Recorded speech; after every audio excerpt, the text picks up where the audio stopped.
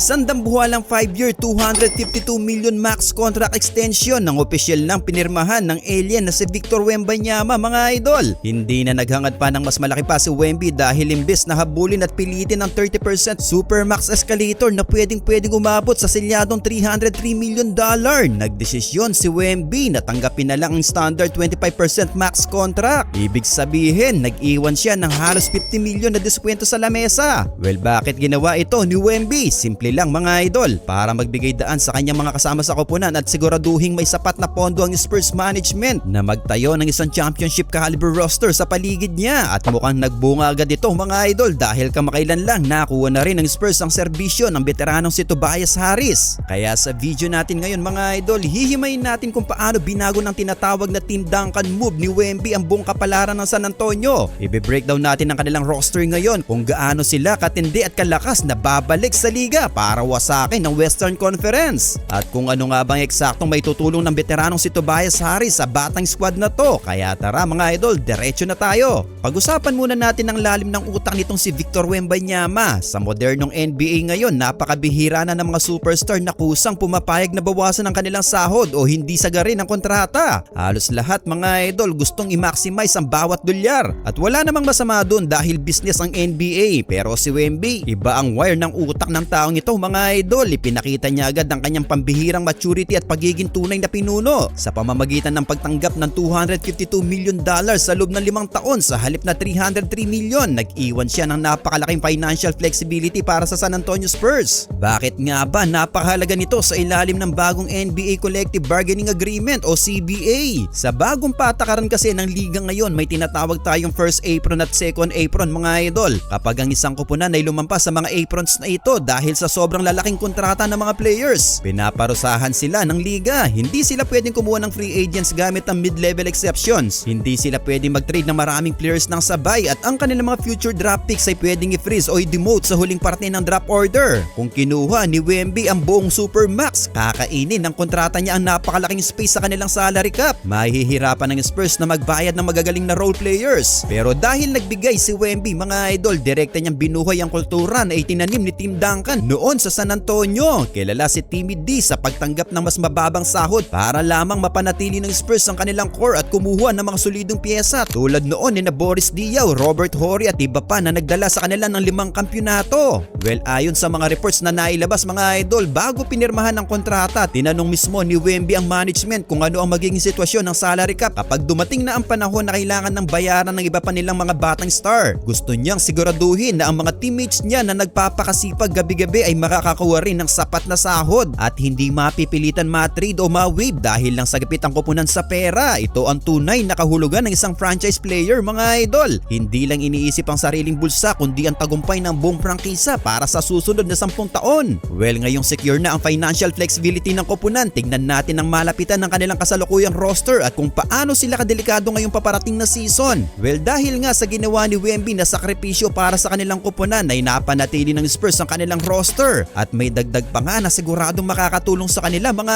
idol. Well, ang Spurs ay hindi na yung dating batang koponan na basta-basta na lang tinatambakan o ginagawang praktisa ng mga powerhouse teams. Ngayon may perpektong balanse na sila ng dynamic youth, transcendent star power at solid veteran presence. Hatiin natin ito, mga idol, bawat posisyon. Magsimula tayo sa point guard position. Nandyan ang kanilang bagong hiyas. Si Stephon Castle ay nagpakita ng napakatinding perimeter defense at playmaking ability at marami ang naniniwala na siya ang magiging pangunahing guard na magpapakain ng bola kay Wemby sa mga susunod na taon. Mayroon din silang Dylan Harper, isang napakatalentadong playmaker na nagbibigay sa kanila ng karagdagang lalim at scoring punch galing sa bench o kapag kailangan ng mas mabilis na tempo. Ang kombinasyon ni Castle at Harper ay nagbibigay sa Spurs ng 2 matatangkad at versatile na guards na kaya mag-defend ng maraming posisyon at magpatakbo ng kalahatan ng opensa nang walang takot. Pumunta naman tayo sa shooting guard at wing spot na kung saan makikita natin ang isa pa nilang elite scorer na si Devin Vassell. Si Vassell ay isa sa mga pinaka-reliable na floor spacer at perimeter shot creator ng koponan. Kung tutuusin, kapag pinagsabay mo ang driving ability ni Castle at shooting ni Vassell, napakahirap para sa depensa ng kalaban na mag-double team kay Wemby dahil sigurado may magbabayad sa labas ng arc. Well, dito natin makikita kung paano agad gumana ang sakripisyo ni Wemby sa cap space, mga idol. Dahil kontrolado na ng Spurs ang kanilang pera, nagawa nilang protektahan at mapanatili si Keldon Johnson. Si Keldon ang puso at kaluluwa ng bench ng koponan pagdating Pagdating sa enerhiya mga idol, lakas at katapangan, kayang-kaya niya mag-drive sa lane, bumangga sa mga higante at magbigay ng instant offense. Kasama rin sa rotation ng veterano si Harrison Barnes na nagdadala ng championship experience mula sa kanyang panahon sa Warriors at Kings, na nagbibigay ng steady at mainit na shooting sa tuwing kakailanganin. At syempre sa center position, bukod sa ating main man na si Victor Wembanyama na kaya magdomina sa magkabilang dulo ng court, nagawa rin ng Spurs na muling mapapirma ang solidong backup bigs tulad ni Luke Cornett. Si Cornett ay nagbibigay ng matalinong rim protection, saktong screening at veteran composure sa tuwing kailangan magpahinga ni Wemby sa bench. Ang lalim ng roster na ito ay patunay na buhay ang estratehiya ng Spurs mga idol. Mayroon silang elite defense, mayroon silang sapat na shooting at higit sa lahat, mayroon silang chemistry na binuo sa loob ng mahabang panahon ng pagtitiwala sa proseso. Ngayon naman, dako tayo sa isa sa pinakamalaking free agency moves ng Spurs kamakailan, ang pagpirma sa veteranong forward na si Tobias Harris sa isang 2-year 31 million contract. Noong una, maraming NBA fans ang nagtaka at nagtanong kung bakit si Tobias ang pinili ng Spurs. Pero kung iisipin mong mabuti, napakatalino ng hakbang na ito ng management mga idol, at naging posible lamang ito dahil sa malaking diskwento na ibinigay ni Wemby sa kanyang kontrata. Well, ano nga ba ang eksaktong may tutulong ni Tobias Harris sa koponan ito? Hatiin natin ito sa tatlong pangunahing aspeto mga idol. Una, consistency, scoring at secondary shot creation. Sa buong career ni Tobias Harris sa liga mula sa Magic, Clippers, Pistons hanggang sa 76ers, kilala siya bilang isang napaka-consistent na bucket getter. Siya ang tipo ng player na halos garantiya na magbibigay sa iyo ng 16 to 18 points gabi-gabi na hindi sumisira sa daloy ng opensa. Kayang-kaya niyang umiscore sa post laban sa mga mas maliliit na defenders. May maasahang mid-range pull-up at solid din pagdating sa catch and shoot threes. Noong nakaraang season mga idol, madalas magkaroon ng scoring drought ang Spurs kapag pinagtutulungan o nadidinay ng kalaban si Wemby. Sa pagdating ni Tobias, mayroon na silang subok na weapon. Kapag nagkagipitan sa shot clock, pwede mong ipass ang bola kay Harris at hayaan siya mag-create ng sarili niyang tira. Ang presensya niya ay mag-aalis na napakalaking pressure sa balikat ni Wembanyama at Devin Vassell. Pangalawa mga